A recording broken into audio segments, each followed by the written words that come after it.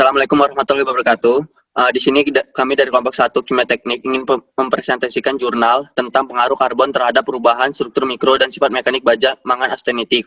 Jurnal ini dibuat oleh Eko Puji Yulianto, Sri Bimo Pratomo, dan Pak Wawoy dari Universitas Jenderal Ahmad Yani. Sebelum kami masuk ke materinya, kami memperkenalkan diri anggota kelompok 1. Saya Emrek Saikma Putra. Saya Muhammad Rafli Azhari. Saya Erik Agung Gumelar. Saya Ratna Ningsih. Dan saya Farah Akbar Putra Koswara. Oke, untuk yang pertama akan dibacakan oleh Muhammad Rafli Azhari.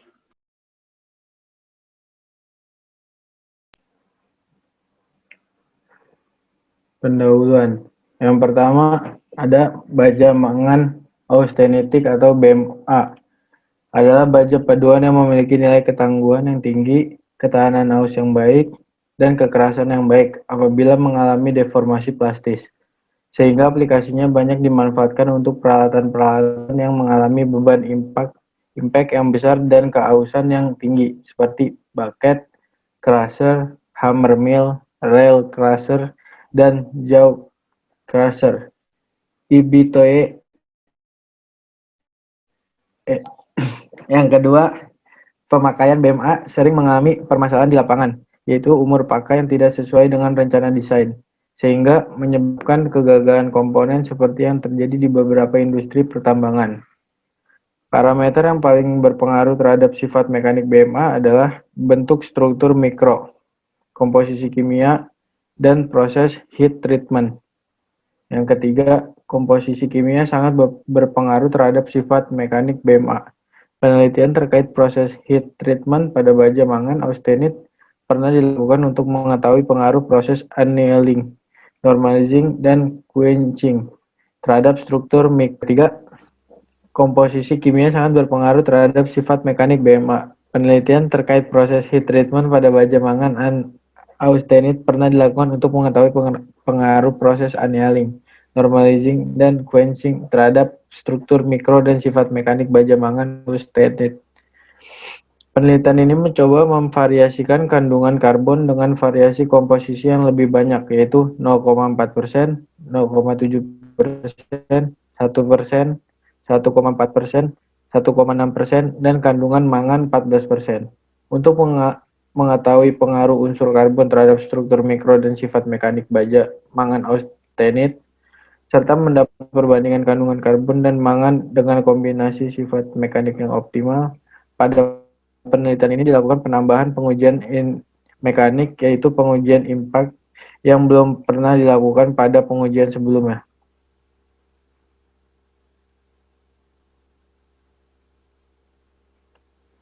Langkah-langkah metode penelitian ada 6. Yang pertama, pengecoran. Kedua, spektrometri. Ketiga, permesinan. Keempat, heat treatment. Kelima, pengujian mekanik. Dan yang keenam, struktur mikro.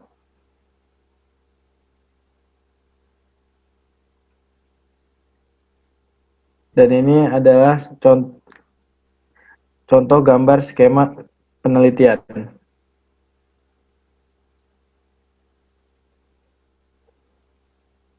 Langkah penelitian yang dilakukan yaitu pengecoran. Yang pertama, pengecoran. Proses pengecoran meliputi proses pembuatan pola, pembuatan cetakan pasir, proses peleburan, proses pengambilan sampel uji komposisi atau spektrometri, dan proses penuangan logam cair ke dalam cetakan pasir. Proses peleburan menggunakan tungku induksi dengan memanfaatkan medan magnet yang dihasilkan oleh koil dan dialiri arus listrik. Kapasitas tungku sebesar 200 kg. Paduan logam yang akan dibuat adalah 5 jenis paduan BMA yang divariasikan unsur karbonnya dengan variasi 0,4%, 0,7%, 1%, 1,4%, 1,6% adalah Mn 14%, Si 0,9%, Mo 0,07%, P 0,05%, S 0,006%, Cr 0,75%, dan Ni 0,13%. Proses penuangan dilakukan pada temperatur 1550 derajat Celcius dengan waktu penuangan selama 6-7 detik. Proses pengecoran dilakukan di Laboratorium Teknik Pengecoran Logam BBLM di Bandung.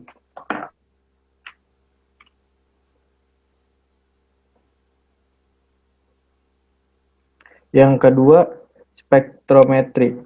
Pengujian spektrometri adalah pengujian untuk mengetahui komposisi kimia pada material yang dilakukan di Laboratorium Teknik Pengecoran Logam BBLM di Bandung. Pengujian spektrometri menggunakan spektrometer jenis Arun Polyspark Series. Yang ketiga, permesinan. Permesinan merupakan proses preparasi spesimen untuk membuat spesimen uji meliputi spesimen uji impact, keausan, kekerasan, tarik, dan struktur mikro. Proses pemesinan yang dilakukan adalah turning dengan konvensional turning machine. Proses permesinan dilakukan di B4T, yaitu Balai Besar Bahan dan Barang Teknik di Bandung.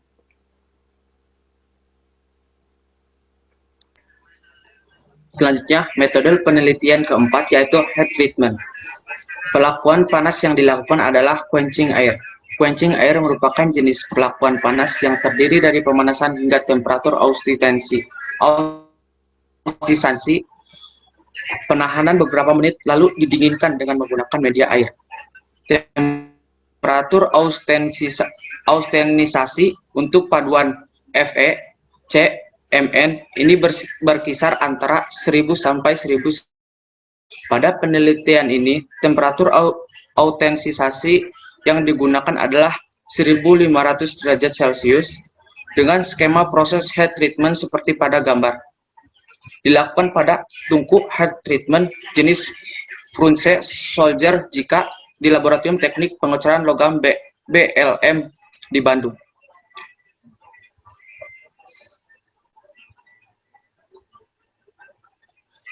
Yang kelima yaitu pengujian mekanik.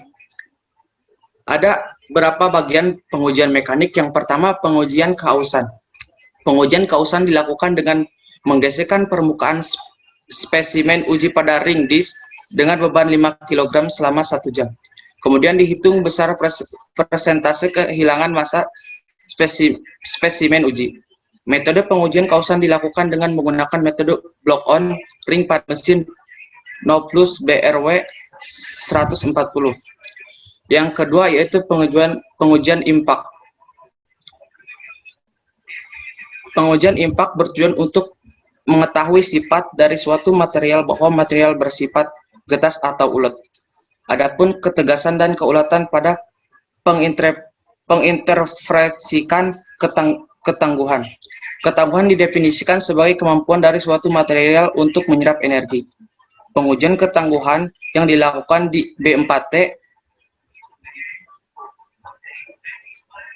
Balai Besar Bahan dan Barang Teknik yang mengacu pada standar JLS Z2242 dengan menggunakan mesin uji impak jenis Pandlum Impact Test Zwick Royal VSW 750 dengan spesimen yang digunakan untuk pengujian ini mengacu pada standar JIS Z2202.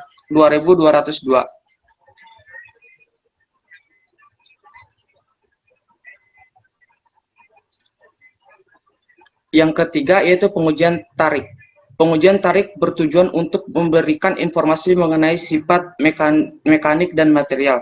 Pengujian tarik dilakukan di B4T yang mengacu pada standar JIS Z2241 dengan menggunakan mesin uji tarik jenis Tensile Test Zwick Roll Z010 dengan spesimen yang digunakan mengacu standar JIS Z2201. Yang keempat yaitu pengujian kekerasan. Pengujian kekerasan yang digunakan adalah pengujian Rockwell C dengan menggunakan mesin Hardens Test Rockwell jenis AFFRI MRS ASTME 18 dengan pengujian microfikers dengan micro Hardens test jenis AFFRI MRS ASTME 384 pengujian kekerasan Rockwell karbon menggunakan mengacu pada standar JIS J 2245 menggunakan indikator berupa kerucut intan dengan beban total sebesar 1471 Newton. Pengujian kekerasan mikro Vickers mengacu pada standar JIS J 2244 menggunakan indikator piramida intan dengan beban 1 kg F selama 10-15 detik. Pengujian kekerasan mikro Vickers ini bertujuan untuk mengetahui kekerasan secara spesifik dari fasa dan senyawa yang dihasilkan.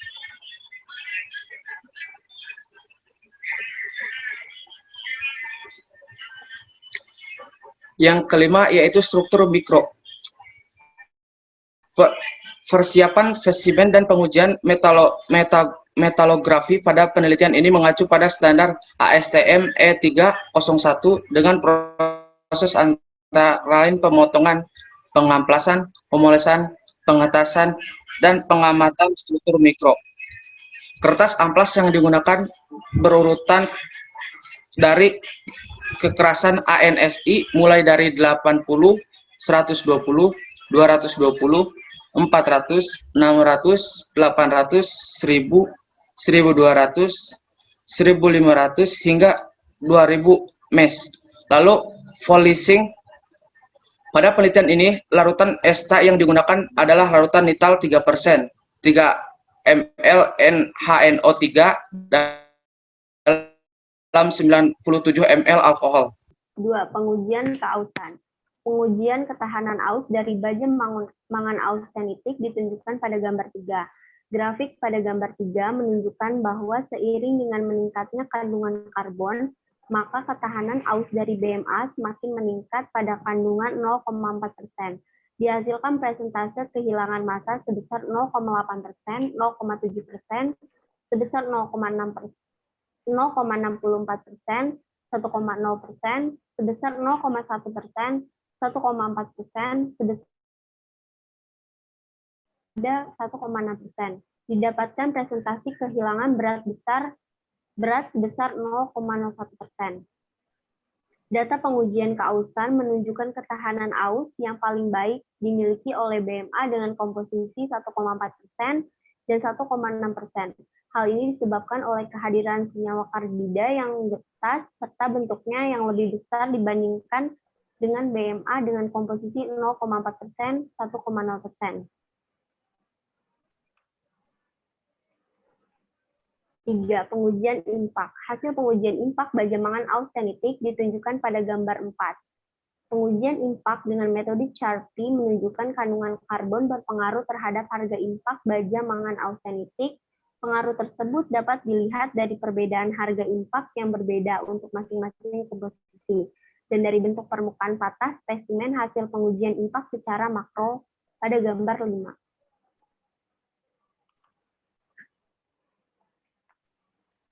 Hasil dan pembahasan. 3. Pengujian impak. BMA yang memiliki harga impak paling tinggi adalah BMA dengan kandungan karbon 0,7% dan 1,0%. Sebesar 186,2 Joule dan 166,6 Joule. Sedangkan BMA yang memiliki harga impak yang paling rendah adalah BMA dengan kandungan karbon 1,6%, 1,4%, dan 0,4%, di mana harga impaknya 9,8 Joule, 39,2 Joule, dan 49 Joule. Kekuatan impak merupakan kemampuan suatu material untuk menyerap energi. Semakin ulet material, maka kemampuan untuk menyerap energi semakin baik. Permukaan pertahanan untuk BMA dengan kandungan karbon 0,7% dan 1,0% memiliki bentuk permukaan patah yang lebih ulet, yang ditandai oleh terbentuknya serabut akibat deformasi yang besar. Sebelum BMA mengalami patah, berbeda halnya dengan bentuk permukaan patahan pada BMA dengan kandungan karbon 1,6%, 1,4%, dan 0,4%, yang memiliki sedikit serabut pada permukaan patahannya. sehingga deformasi yang terjadi pada BMA ini sangat kecil. Pada gambar 5 ditunjukkan perbandingan permukaan patah antara material yang mengalami patah getas 1,6% dan patah ulet 0,7%.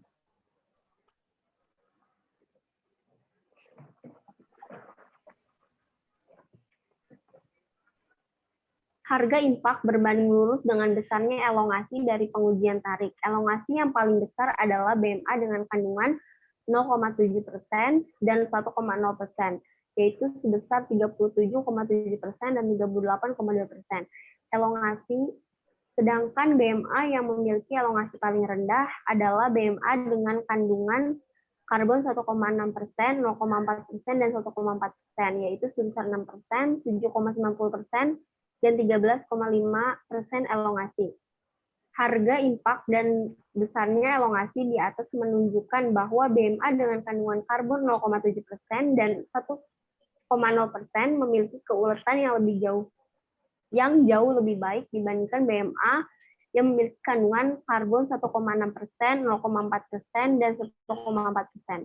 Dilihat dari hasil pengujian struktur mikro pada gambar 11 bahwa BMA dengan kandungan karbon 0,7% dan 1,0% memiliki sedikit karbida dibandingkan BMA dengan kandungan karbon 1,6%, 0,4%, dan 1,4%.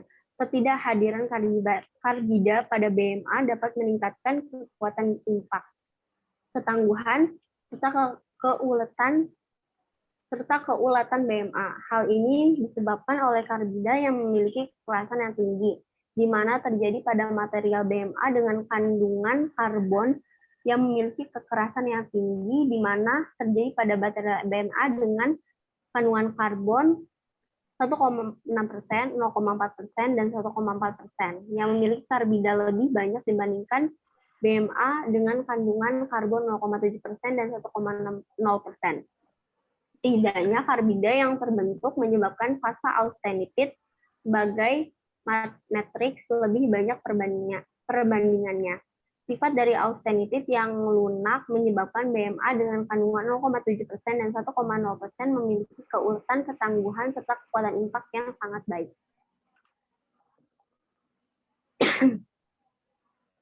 4. Pengujian tarik. Dari hasil pengujian tarik didapatkan beberapa sifat mekanik material seperti kekuatan tarik, kekuatan luluh, dan elongasi. Dari hasil pengujian tarik dapat dilihat pada gambar 6, 7, dan 8 bahwa kandungan karbon berpengaruh terhadap sifat mekanik mangan austenitik. Pada gambar 7 dapat dilihat bahwa semakin meningkatnya unsur karbon, maka kekuatan luluh BMA meningkat.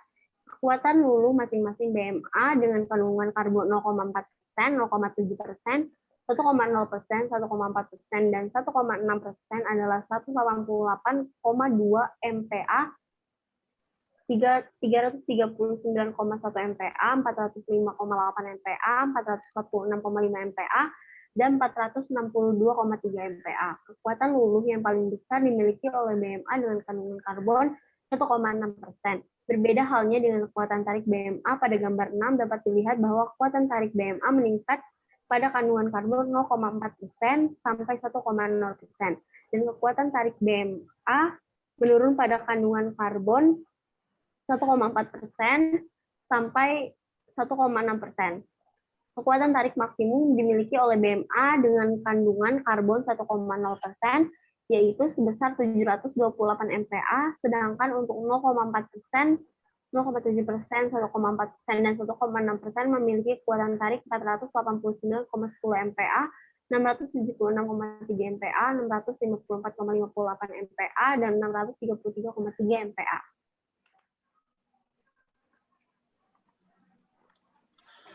Oke, gambar nomor 6 adalah pengaruh hubungan variasi unsur karbon terhadap kekuatan tarik BMA. Dan pada gambar 7,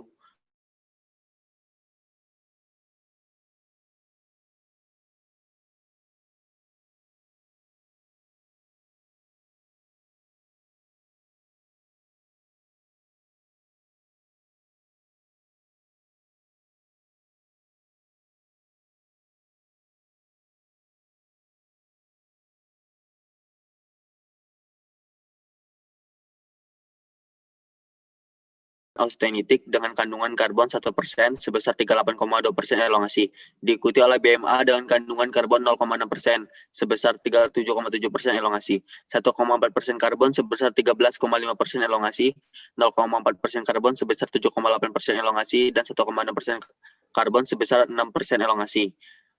Perbedaan nilai dari elongasi diperjelas dengan bentuk permukaan hasil pengujian tarik. Dilihat dari permukaan patah secara makro hasil pengujian tarik BMA dengan kandungan karbon 0,6% dan 1,0% memiliki bentuk permukaan patah yang lebih berserabut atau fibrous and irregular in interior dibandingkan dengan BMA dengan kandungan karbon 0,4%, 1,4%, dan 1,6%.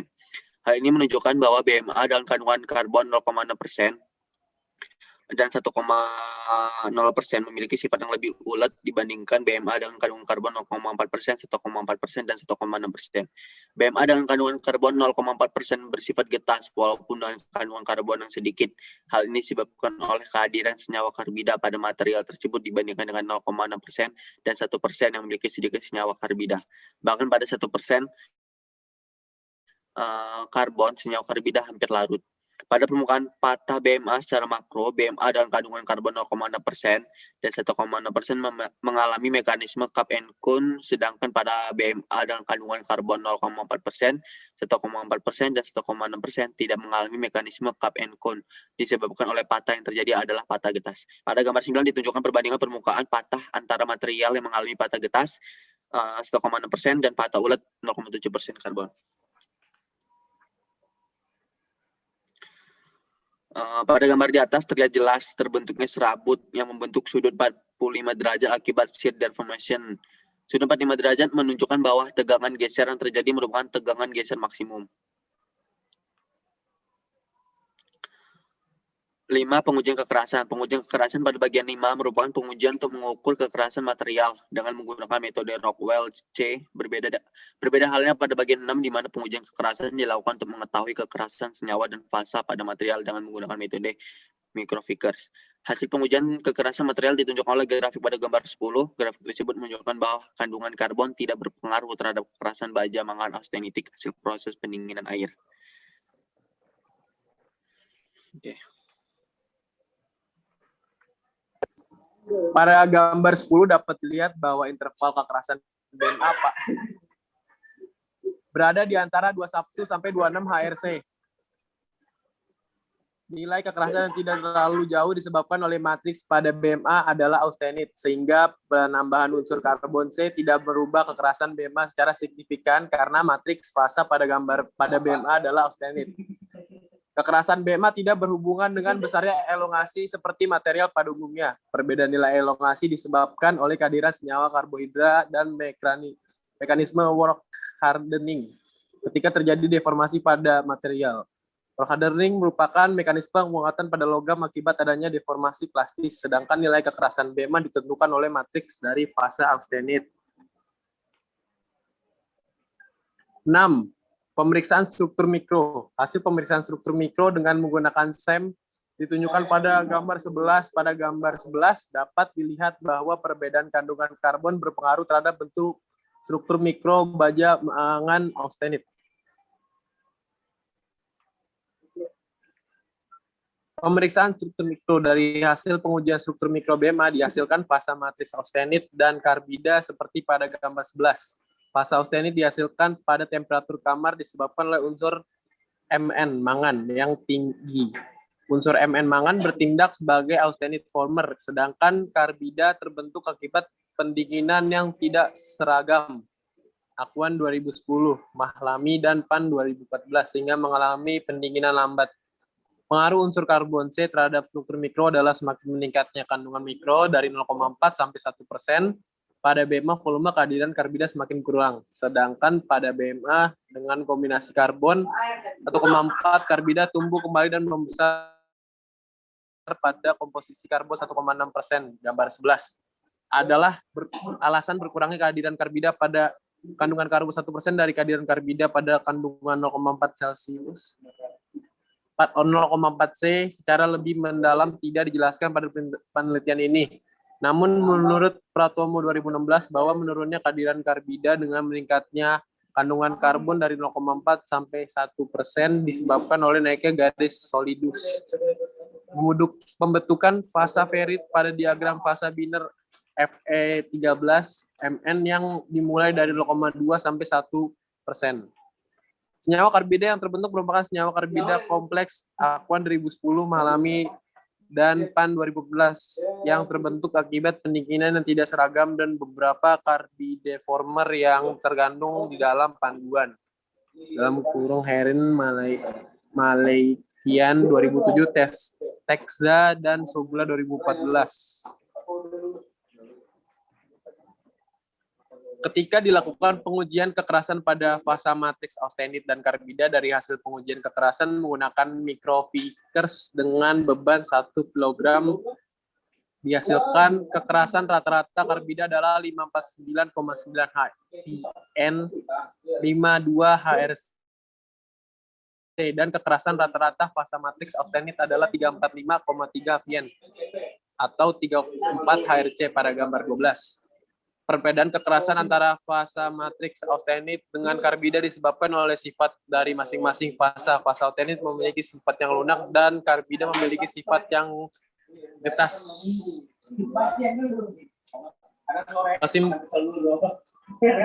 Kesimpulan dari hasil penelitian dan pembahasan yang telah dilakukan, maka ditarik kesimpulan sebagai berikut.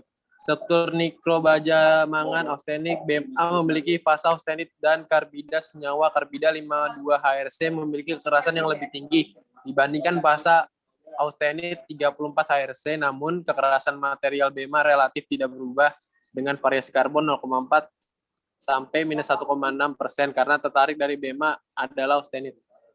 2. Meningkatnya kandungan karbon dari 0,4% sampai 1% meninggalkan kekuatan tarik, kekuatan luluh, ketahanan aus, elongasi, dan berkurangnya senyawa karbida pada BMA. Tetapi kekuatan tarik elongasi menurun dan kehadiran senyawa karbida meningkat 1,4 sampai 1,4%. Kekuatan luluh dan ketahanan aus BMA tetap meningkat pada 1,4 sampai 1,6%. Yang ketiga, meningkatnya kandungan karbon C dari 0,4% sampai 0,7% meningkatkan kekuatan impak, tetapi kekuatan impak itu menurun pada 1 sampai 1,6%. Terima kasih. Oke, sekian presentasi dari kelompok kami. Kurang lebihnya kami mohon maaf. Wassalamualaikum warahmatullahi wabarakatuh.